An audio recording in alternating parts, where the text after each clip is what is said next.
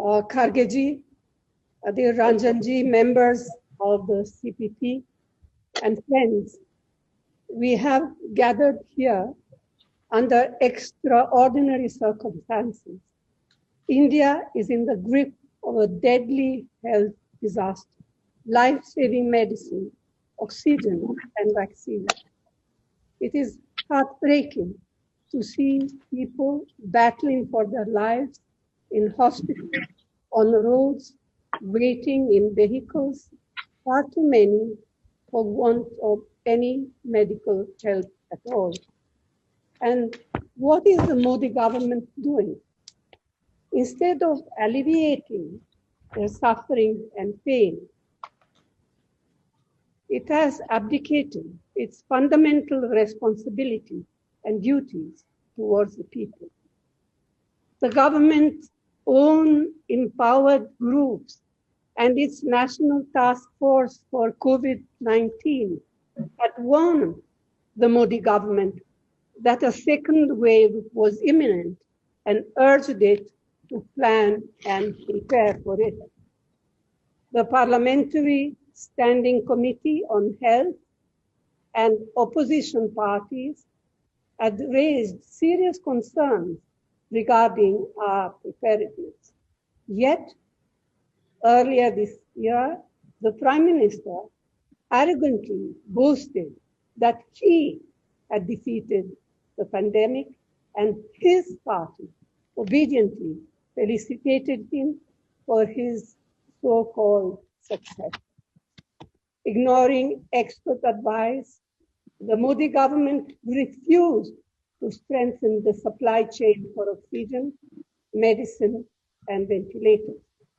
It failed to place sufficient orders for vaccine, rather, he gifted many away to foreign countries in time to meet the needs of our people. Instead, it consciously chose to allocate thousands of crores for non-essential projects that have nothing to do with the people's well-being.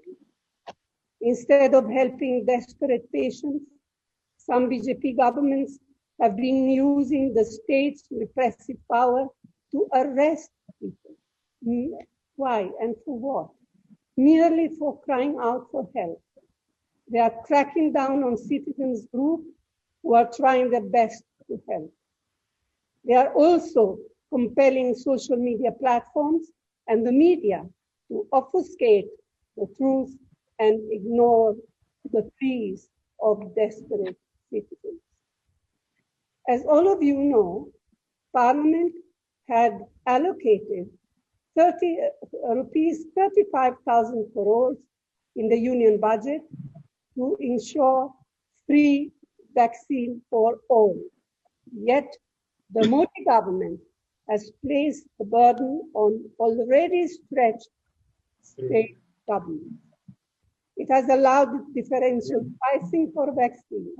It has refused to enforce compulsory licensing to increase the vaccine production.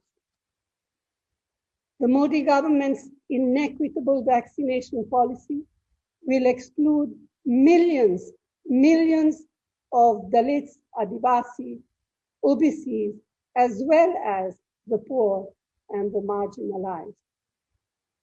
It is utterly shocking to see the Modi government abdicate its moral obligation and its sworn duty towards the people.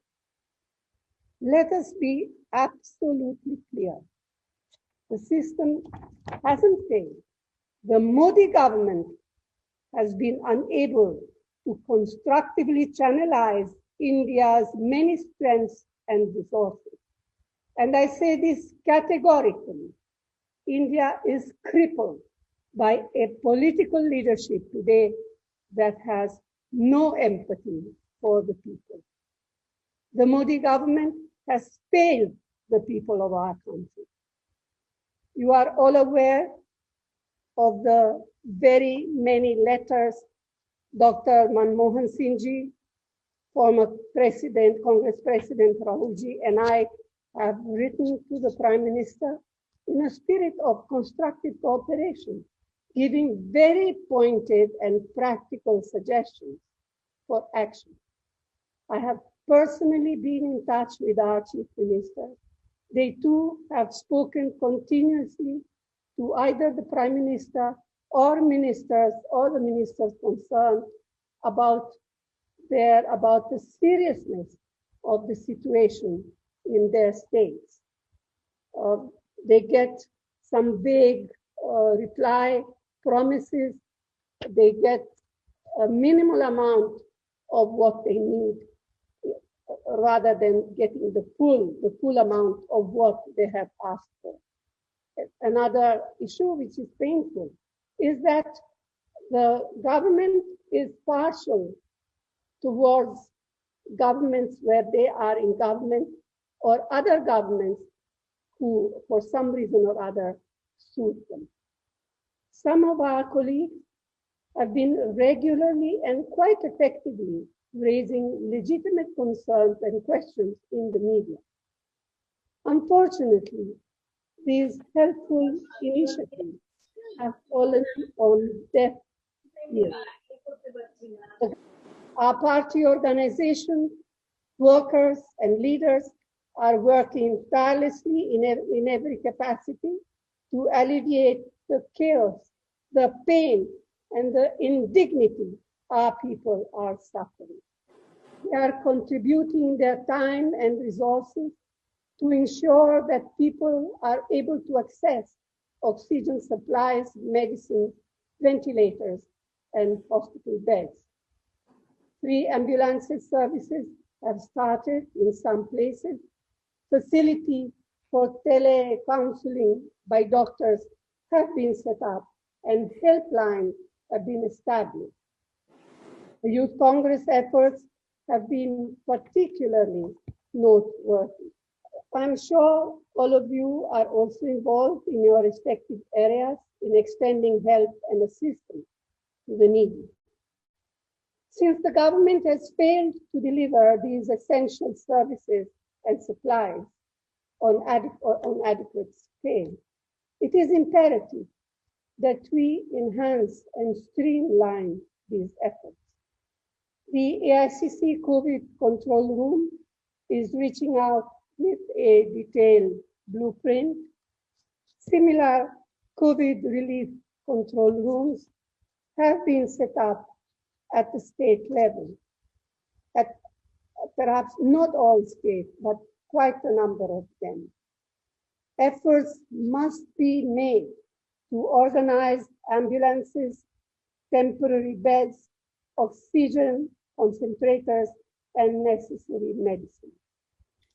In our party, there are so many resourceful persons and colleagues, and I would urge them to come forward and render whatever help possible through our relief control room or on their own.